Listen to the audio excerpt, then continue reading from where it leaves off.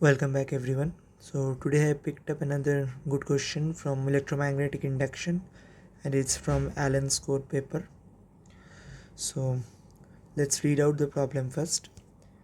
A rigid rectangular frame made of thin wire can move along a smooth horizontal surface to which a thin infinitely long straight wire is attached.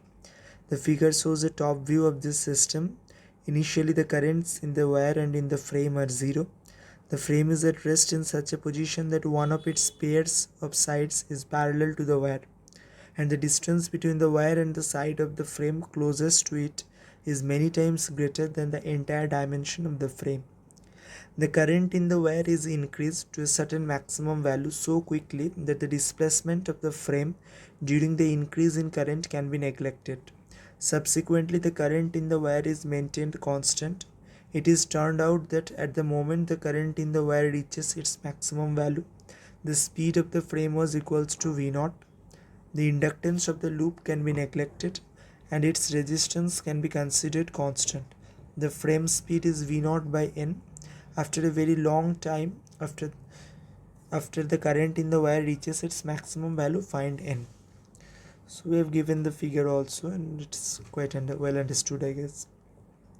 So we're having two parts of the problem. The two scenarios. First, the loop is, let's say, at rest and the current is increasing in the infinite wire. From 0 to, let's say, I max, it is increased up to that limit. And then the current is constant in the wire at I max and the loop is moving. So we'll deal with two separate parts. So now first I'm trying to find out when the current is increasing in the wire. The loop is at this position only, it is at rest, let's say. Because the time is so small that we're assuming that loop has zero displacement. So the time means the time taken to reach the current value to I max from 0, right? So let's proceed. I've taken the area of the loop as A0.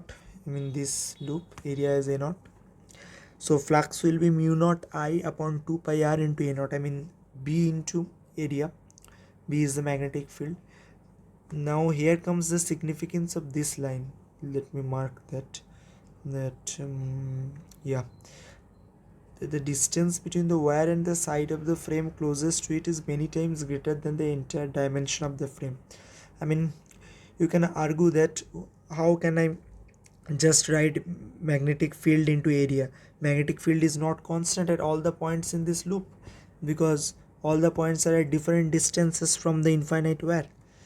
So just to clarify that, they have mentioned that this dimension is very small. You just assume there is an infinite wire. Let's say there is very small, something like point mass, or you can assume a point is situated at a distance r. This point is the loop itself, the whole loop. So you can just assume the distance from this one, the closest side from the wire, or the middle of the wire, or the end of the wire, from end of the loop, whatever. I will claim all the distances as same to that of r, because this distance doesn't matter to me a lot, because let's say this is r plus l, so I would say that r plus l is nearly r, because l is very very small. So that was the idea and that was the significance for that line that I have marked in the question, right? So let me erase these stuffs.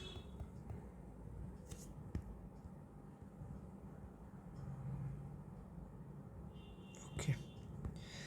So I've just written mu naught I upon 2 pi r, the magnetic field value due to infinite wire, into area. Here r is constant for this case when the current is increasing. As they have said here also, I should mark that line also. Yes, the current in the wire is increased to a certain maximum value so quickly that the displacement of the frame during the increase in the current can be neglected. The loop is at that position only during the increment in current. So I will find out the induced EMF. For that I will differentiate flux with respect to time, and as R is constant we will get differentiation of current only, di dt, and this will be the magnitude of induced EMF. Otherwise there would have been a minus sign. So induced current that I have shown as I prime, induced current in the frame, is nothing but modulus of small e upon r. It will come out like this. Now the force on the loop, right? The infinite wire will create a magnetic field, and as there is some current induced in the loop, so current carrying loop will have a force due to the magnetic field generated by the wire. So as the dimension is very small, again that line comes to the significance. You can apply the formula of the dipole, right? Magnetic dipole. Here the magnetic dipole, we write the potential energy, the magnetic potential energy as minus of magnetic moment dot magnetic field. So this is the value of magnetic moment and this is the value of B. And I'm claiming that angle will be 180 degree. So cos 180 degree will be minus, and one minus sign was already there in the formula. So minus minus, it will turn out as plus. Okay. So yeah, let's first, I should clarify the direction of I prime also. Sorry, I forgot to do that. As I was increasing, the field due to the infinite wire will be obviously outward of the plane. So the outward flux will increase. So just to oppose that, according to Lenz's law, the I prime should be in clockwise direction, so that this can induce some flux which is opposite to the flux generated by the infinite wire, right? So that's how I've concluded the direction of I prime. And from force we can write, it as minus du dr.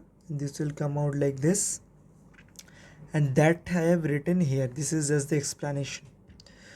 So dB upon dr will be nothing but d dr of mu naught I upon 2r. Its differentiation with respect to r will come out as minus of mu naught I times 2 pi r square, and I have put the I prime value here also. So it will be something like this. Now this was f, right? This was f. So f, now I written this dt term to the left hand side. So this will be f dt, and this, all the terms have been kept intact. Now we will perform the integration over I in right hand side, and in left hand side it will be integration of f dt. F dt is nothing but dp, the change in momentum, right? Because f is dp dt, as you all know. Change in momentum, rate of change in momentum is force. So for the initial limits we will put 0, as initially momentum was 0, the loop was at rest, and current was also 0. Finally the current is at its maximum value, and the loop has gained a momentum of mv0, as we had said. So mv0 will be equals to this. From here we have got a relation of mv0 and Imax and all the other constant terms. So we'll use this equation later on. Now comes the second part, when the current is constant in this loop at Imax, but the loop starts moving leftward. So flux will be same, right? Mu naught I max upon 2 pi r into a naught. Same means in the similar way, right? We can write that magnetic field into a naught, and magnetic field we can write, just let's say I have shown it at the center of the loop. As the loop's dimension is very small, it will be constant over the loop.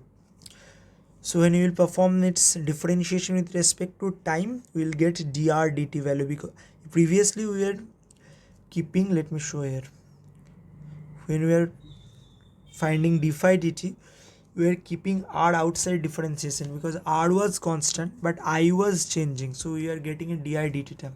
But here I max is constant because current has become constant, but r is changing, so that's the major difference between the two parts. We'll get a dr dt term, and dr dt we have substituted as v, velocity of the loop.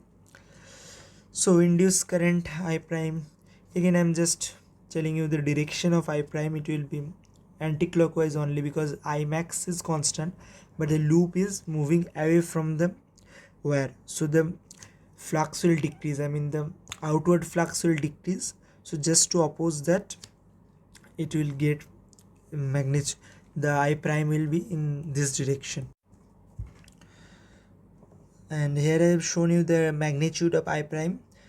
This one will be modulus of d phi dt upon r. R is the resistance of the loop. This will come out like this. So Again, I'm not explaining the same thing. The force on the loop you can write like this, assuming it as a dipole, and the magnetic dipole is placed in some external field. You'll get this value of force. So force we can write as mass times acceleration, and this is the form of acceleration. Another form of acceleration you all know, that v dv dr.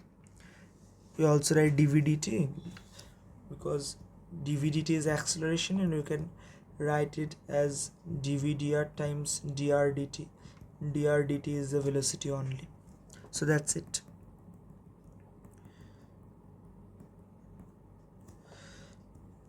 And now we'll perform the integration. V and V gets cancelled. So on left hand side we will perform the integration of dv, and on right hand side we will get dr upon r to the power 4. So initially it was at r, and finally it will be at infinite distance from the wire, and initially its velocity is v0, and finally it is v0 upon n. So putting all the limits and doing the calculation, you will get like this, and cancelling mv0 from both the side, you will get 1 minus 1 upon n as 2 by 3. From that we will get n equals to 3, and that's the answer for this question. So let me write the answer once here. So answer is n equals to 3.